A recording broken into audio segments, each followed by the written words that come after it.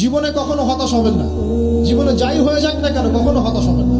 মনে রাখবেন আল্লাহ আপনার রব, আল্লাহ আপনার সাথে আছেন ইনশাআল্লাহ।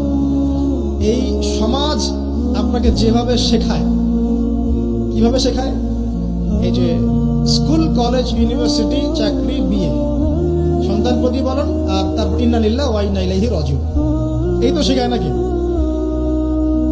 সবসময় মনে রাখবেন যে আল্লাহ রাব্বুল আলামিনের পরিকল্পনাই আপনার উপরে সবচেয়ে বেশি অগ্রাধিকার যোগ্য, সমাজের পরিকল্পনা নয়।